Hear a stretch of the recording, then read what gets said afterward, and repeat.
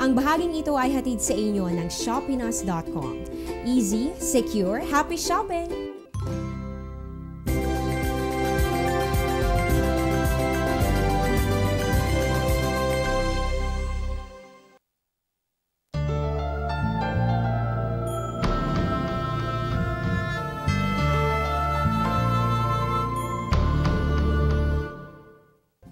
Magandang umaga, kayo po ay nakasubaybay pa rin sa Panahon TV. Taon-taon tinatayang 20 bagyo itong pumapasok o nabubuo dito sa ating bansa. Habang madalas din naman makapagtala ng mga lindol at iba pang mga sakuna. Kaya naman ngayong National Disaster Consciousness Month, mahalagang tandaan natin na ang kahandaan at wastong kaalaman susi sa kaligtasan. Sa punto pong ito, balik naman tayo sa ulat panahon. Check natin ano-ano nga ba yung normal temperatures kapag ganitong buwan. So ayon po sa Pag-asa, kapag ganitong bahagi ng taon, nakapagtatala tayo kadalasan dito sa Metro Manila ng temperaturang nasa pagitan ng 24.1 at ang ating maximum kadalasang umaabot yan sa 31.9 degrees Celsius. Sa bahagi naman nitong Metro Cebu, bahagyang mababa po yan.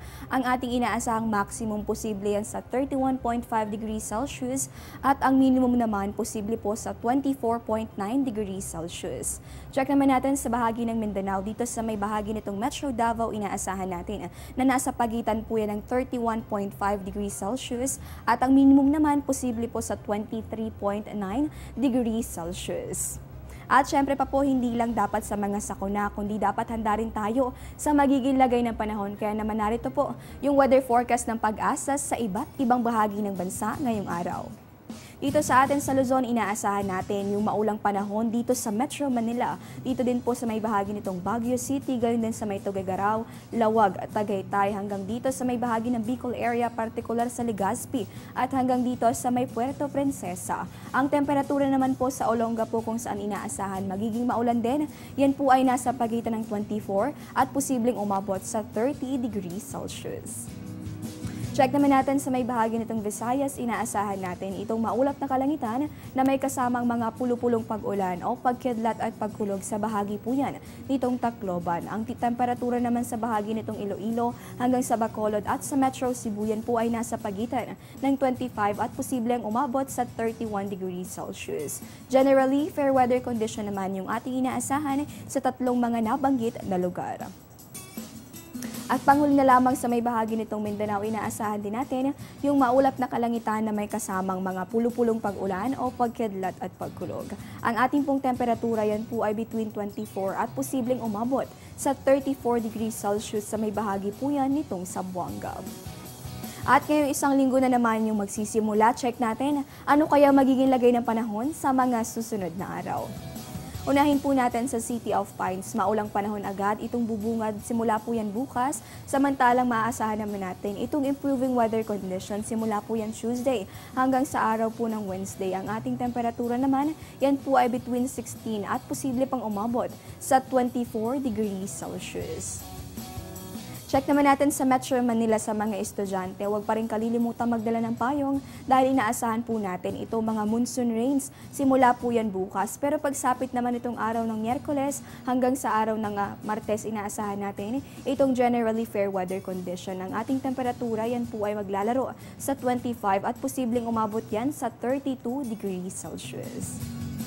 Check naman natin sa bahagi nitong Metro Cebu sa mga dadayo para makita yung nagagandahang simbahan sa nasabing bahagi ng Visayas. Huwag lamang kalilimutan magdala ng payong dahil sa kabila po nitong generally fair weather condition, nandyan pa rin naman yung mga tsansa ng mga isolated rain showers or thunderstorms. Temperatura po natin between 24 hanggang sa 33 degrees Celsius.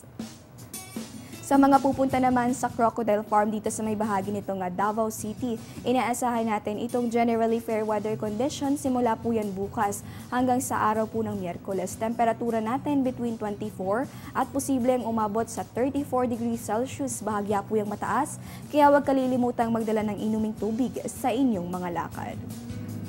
Panghuli na lamang sa may bahagi nitong Zamboanga City, inaasahan din natin itong bahagya hanggang sa maulap na kalangitan. May tsansa po na mga pulupulong pag-ulan o pagkidlat at pagkulog.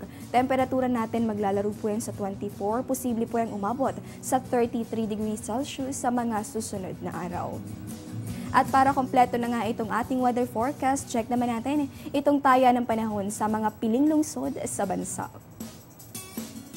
Dito sa may bahagi ng Cabanatuan hanggang dito sa may bahagi nitong Kalayaan Islands, inaasahan natin yung mga monsoon rains at mga paminsanang pag-ulan. Ganyan din itong posibleng maranasan sa may bahagi po ng Rojas. Good weather condition naman itong iiral sa Dumaguete. Dito din sa may Catbalogan, Tagbilaran, Surigao at General Santos, pero paghandaan pa rin natin yung mga tsansa ng mga isolated rain showers or thunderstorms.